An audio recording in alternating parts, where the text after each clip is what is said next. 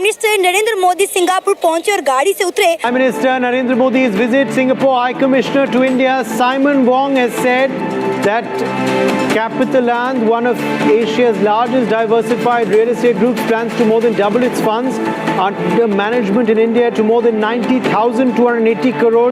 अगर हम बात करें तो इंडिया के प्राइम मिनिस्टर नरेंद्र मोदी ना सिर्फ अपने मुल्क की सकाफत को, अपने कल्चर को प्रमोट करते हुए दिखाई दे रहे हैं, बल्कि अपने मुल्क के अंदर इन्वेस्टमेंट लेकर आ रहे हैं। मुल्क में सियासी अदम इस्तेहकाम है जिसने हमारी जो बिजनेस कम्युनिटी है और जो इन्वेस्टर है इसको डरा कर रखा हुआ है। ठीक है जी, एमबीएस ने कहा है कि जी क्योंकि पॉकेट मार जो है वो भी पाकिस्तान से सबसे ज्यादा आ रहे हैं और भीख मांगने वाले भी जो है वो 90% उन्होंने पाकिस्तानी, यानी कि बैरूनी सरमाया मुल्क में आने के बजाय मकामी सरमायाकार जो हैं वो पाकिस्तान से बाहर जा रहे हैं, जिसे माहिर मईशत जो हैं बाज़ औक़ात कहते हैं जी रिवर्स एफडीआई। उन्होंने ये कहा कि जी एक तो पाकिस्तानी आते हैं और भीख मांगते हैं।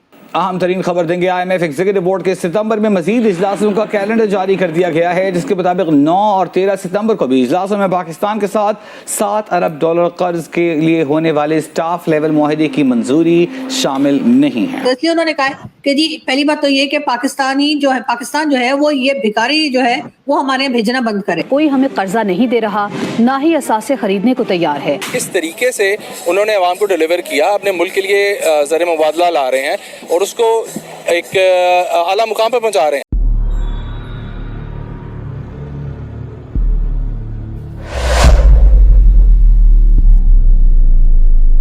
बात करें तो इंडिया के प्राइम मिनिस्टर नरेंद्र मोदी ना सिर्फ अपने मुल्क की सकाफत को, अपने कल्चर को प्रमोट करते हुए दिखाई दे रहे हैं, बल्कि अपने मुल्क के अंदर इन्वेस्टमेंट लेकर आ रहे हैं। हमने देखा कि बरनोई में जाके उन्होंने स्पेस साइंस पर बात की और अब सिंगापुर में वो सेमीकंडक्टर पर बात कर रहे हैं। वो चाह रहे हैं कि इंडिया जो है अब वो सेमीकंडक्टर चिप के हवाले से किसी का मोहताज ना रहे। क्या कहना चाहेंगे अब, जिस तरह इंडिया के प्राइम मिनिस्टर नरेंद्र मोदी अपने मुल्क का स्टेटस मजीद अपग्रेड करने में लगे हुए हैं? देखें, अगर मैं अनबाइस्ड होकर बात करूं तो डेफिनेटली नरेंद्र मोदी सिर्फ इसलिए वोट नहीं हासिल कर रहे to the Hindutva thing, he is delivering to the people. लोगों के पास बेंगलुरु जब IT हब बना, दैट वाज हिम। देन उसके बाद अब वो सेमीकंडक्टर चिप एप्पल का वहाँ पे बाकायदा मैन्युफैक्चर हो रहा है। इसका रीज़न ये है कि जब तक आवाम को डिलीवर नहीं होगा आपको वोट नहीं मिलेंगे। वहाँ पे ये चीज़ थोड़ी है जो हमारे यहाँ धांधली के बाद चलते हैं। He is doing a great job और we should learn from him, this is how it could be. और वो अपने डाइवर्स कल्चर को लेके चलते हैं। यहाँ तो मामला आपको पता ही है। तो key thing is that he is to be learn from. अगर हम अनबाइस्ड होकर सोचें तो एक मिसाल के तौर पर हम उनको इस्तेमाल कर सकते हैं कि किस तरीके से उन्होंने आवाम को डिलीवर किया, अपने मुल्क के लिए ज़र मुबादला ला रहे हैं और उसको एक आला मुकाम पर पहुंचा रहे हैं। सिर्फ आला मुकाम से ये नहीं होता हमने ये धमाका कर लिया, हमने वो मिसाइल चला लिए। They are delivering to the people और जो लोगों को जब रोजगार मिलता है नेचुरली वोट फिर उसके पास जाता है and he is doing great job. We should. आपको लगता है कि पाकिस्तान के प्राइम मिनिस्टर कभी किसी मुल्क में जाके इस तरह बातचीत या डीलिंग कर सकते हैं कि भाई आप आए और हमारे मुल्क में आके सेमीकंडक्टर की फैक्ट्रीज लगाएं?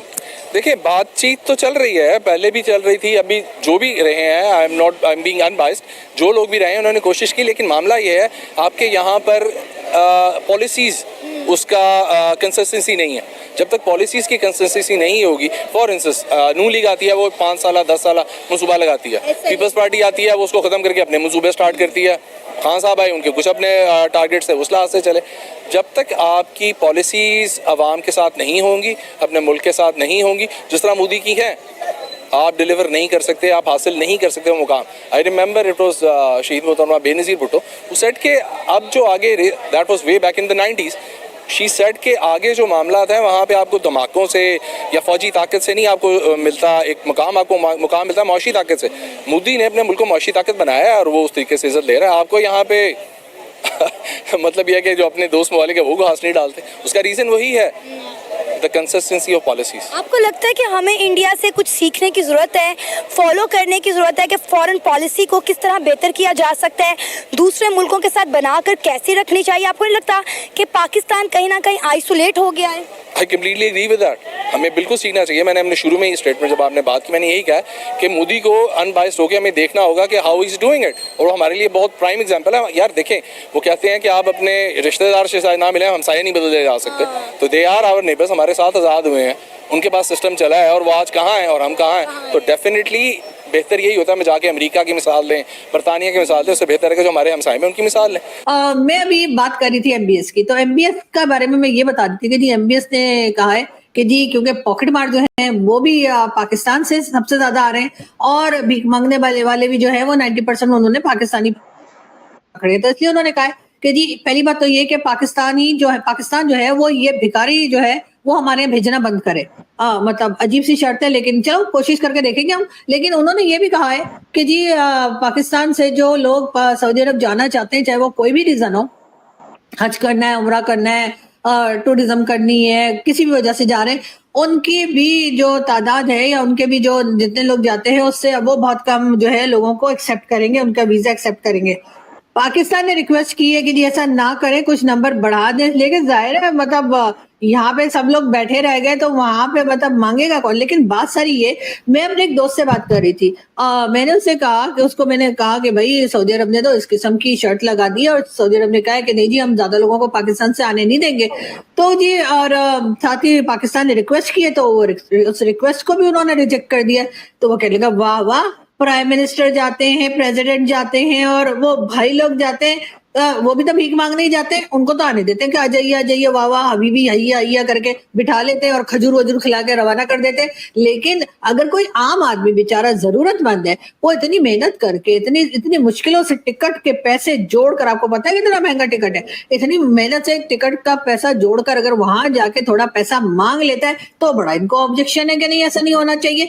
मतलब ये डबल फेस और ये दो तरह की पॉलिसीज जो है ना ये सऊदी अरब की, मुझे भी कुछ पसंद नहीं आई और मेरे दोस्त भी यही कह रहे थे कि ये कोई अच्छी बात तो नहीं है कि जी अगर आप क्या मतलब अगर कोई प्राइम मिनिस्टर और प्रेसिडेंट और उससे ऊपर के लेवल के लोग अगर आते हैं तो आप उन्हें तो आने देते हैं और वो आके आपसे भीख ही मांगते हैं। वो कौन सा आके आपको कोई गिफ्ट कर रहे होते हैं या आपको कुछ दे के जा रहे होते हैं, कुछ लेके ही जा रहे होते हैं ना, तब तो आपको बुरा नहीं लगता। लेकिन अगर कोई बेचारा मजबूर मोहताज जिसे कहते हैं कि जरूरतमंद, यानी कि जैसे हम बोलते हैं इंग्लिश में बोले तो नीडी, ठीक है, अगर वो आते तो आप उनको कहते हैं कि जी मत आओ यहाँ पर,